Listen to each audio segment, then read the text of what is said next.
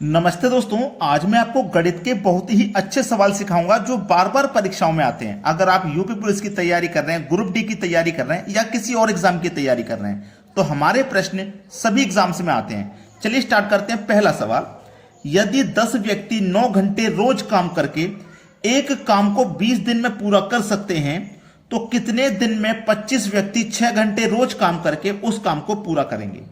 इसका दोस्तों एक फॉर्मूला होता है M1 D1 T1 पूरे का बटा W1 बराबर M2 D2 T2 पूरे का बटा W2। M1, M का मतलब कितने व्यक्ति हैं, तो व्यक्तियों की संख्या आपके पास 10 है। D का मतलब दिन, 20 दिन है ना, 20 ले लो। T का मतलब टाइम, 9 घंटे रोज काम कर रहे हैं, 9 ले लो। W का मतलब वर्क, वर्क कितना है, एक काम है, बटे में 1 ले लो बराबर। बाद में कितने व्यक्ति हैं, 25, तो 25 लीजिए। कितने दिन उस काम को पूरा करेंगे, कितने दिन में पूरा करेंगे यही बताना है, यानी कि D2 बताना है। टाइम 2 कितना है, 6 घंटे रोज काम कर रहे हैं। काम क्या है, उसी काम को, यानी कि जो पहले एक काम था उसी एक काम को। तो 1 से 1 कैंसिल ही है, इसका कोई मतलब नहीं है। अब कटाइए भाई, 3 दूनी 6, 3 तिया 9, ठीक है। 2 से कट जाएगा 10 5 बार में, 5 से कट जाएगा 25 5 बार में, ठीक है, कट गया। और 5 से कट जाएगा ये 20 4 बार में, 4 तिया 12। इधर क्या, D2, तो D2 की वैल्यू कितनी निकल के आई, सब कुछ कटने के बाद 12 दिन। 12 दिन दिया गया है बी ऑप्शन में, ये आपके सवाल का हो जाएगा सही जवाब। अगर सवाल अच्छा लगा है तो वीडियो में एक लाइक का बटन भी आ रहा है आपके डिस्प्ले पर फोन में, उसको लाइक करके हमें सपोर्ट कर दीजिए। अब देखते हैं आगे। अगला सवाल है, एक पुरुष और एक स्त्री साथ काम करते हुए एक कार्य को 8 दिनों में पूरा कर सकते हैं, ठीक है। उस कार्य को करने में उनकी दक्षता का अनुपात 3:2 है। मैन फीमेल 3:2 है, पुरुष का और स्त्री का, ठीक है, 3:2 है। स्त्री को अकेले वह कार्य पूरा करने में कितने दिन का समय लगेगा। बड़ा ही बेहतरीन सवाल। अब देखो, प्रश्न को ना थोड़ा सा समझना है, अगर आपने नहीं समझा तो सवाल खत्म हो जाएगा। काम करते हुए कार्य को, यहां पे दोस्तों 18 है, 8 नहीं 18, गलती से 8 लिखा हुआ है, ये 18 दिन में पूरा कर रहे हैं। अब एक बात को समझना, बेहतरीन क्वेश्चन है, एक बात को समझना। देखो, अगर यहां पे मैं दोनों को मिला दूंगा, 3 और 2 कितना हो जाएगा, दोनों का योग कर दूंगा मैं, दोनों का योग हो जाएगा 5। और ये काम कितने दिनों में किया है, पुरुष और स्त्री दोनों ने मिलकर 18 दिन में। ये दोनों मिलकर के एक दिन में 5 करेंगे तो 18 दिन में कितना करेंगे, 18 5 90, यानी कि टोटल काम 90 है जो इन दोनों ने मिलकर के 18 दिन में कर दिया है ना, टोटल काम 90 है। क्लियर। अकेले स्त्री पूछा है, स्त्री अकेले उस कार्य को पूरा करने में कितना समय लेगी। अकेले स्त्री एक दिन में कितना कर रही है, 2, तो 90 को कितने में कर देगी, 2 से कटा दो 90 को तो 45 में कर देगी। ये आपके सवाल का है सही जवाब, ठीक है, 45। और 45 दिया गया पहले ऑप्शन में, बिल्कुल सही आंसर मिल गया। अब देखते हैं आगे। अगला सवाल है, एक आयत की लंबाई और चौड़ाई दोगुनी कर दी गई है तो क्षेत्रफल में प्रतिशत वृद्धि है। देखिएगा, सवाल को थोड़ा सा समझना। देखो, पहले मान लीजिए ये लंबाई थी, ये चौड़ाई थी पहले, ठीक है। मान लो पहले इसकी लंबाई 15 थी, चौड़ाई 10 थी।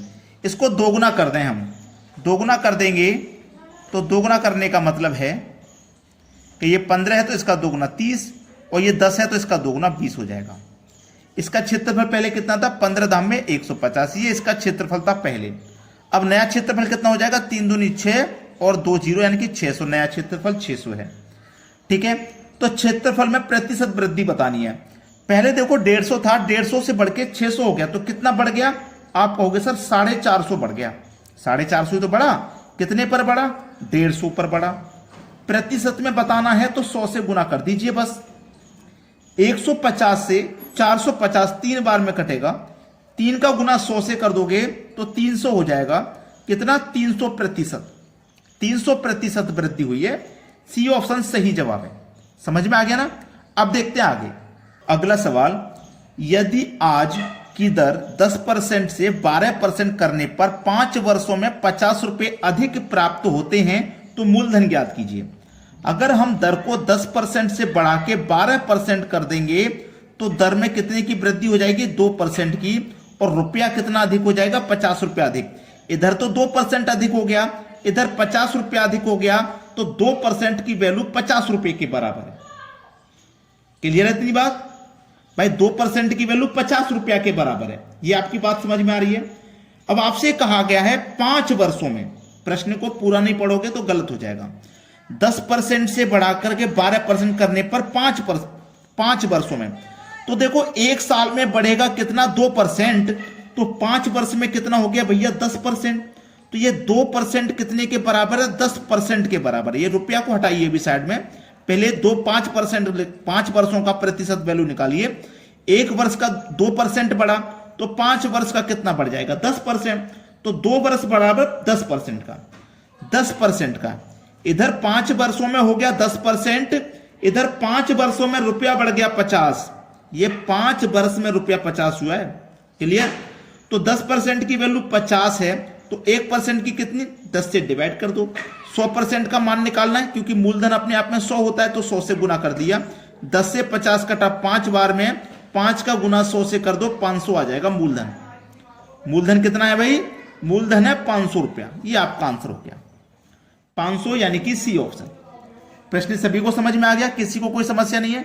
अब देखते हैं आगे। अगला सवाल है, जब 10 की पावर 6 माइनस 12 को 9 से विभाजित किया जाता है तो शेष क्या बचेगा?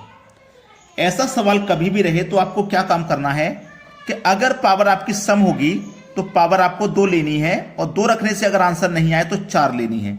और यदि आपकी पावर विषम हो तो पावर पहले 1 लेनी है, 1 रखने से आंसर नहीं आए तो फिर 3 लेनी है। यहां पर तो पावर सम है तो पावर हम 2 लेंगे। 10 की पावर 2 माइनस 12, 9 से भाग करना है। 10 की पावर 2 का मान 100, माइनस 12 भागित 9।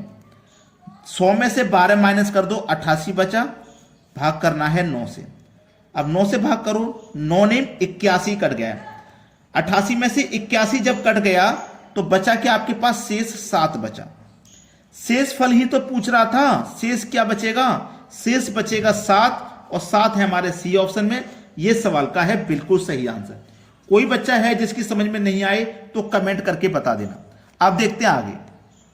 अगला सवाल है, 7 की पावर 19 प्लस 2 को 6 से भाग दिया जाता है तो शेष क्या बचेगा? अब पावर यहां पे विषम है, तो विषम है तो हम क्या लेंगे? 7 की पावर पहले 1 प्लस 2 डिवाइड 6। अगर 1 रखने से आंसर नहीं आया तो फिर 3 लेंगे। यही तो बताया था मैंने। चलिए, 7 की पावर 1 का मान 7 प्लस कर दो 2 बटे में 6। 7 में 2 जोड़ो 9 बटे में 6। 6 से घटाओ 6 कम 6, 9 में से 6 कट गया, 3 बचा शेष। शेष फल ही तो पूछा था, कितना बचेगा? शेष बचेगा 3, यानी कि पहला ऑप्शन आपके सवाल का सही आंसर। सभी बच्चे वीडियो को लाइक करके जाएं, और जितने भी आपके दोस्त एग्जाम की तैयारी कर रहे हैं उनके पास वीडियो को शेयर कर दें, और हमें कमेंट में बताएं आपको हमारे वीडियोस कैसे लगते हैं। ठीक है दोस्तों, धन्यवाद।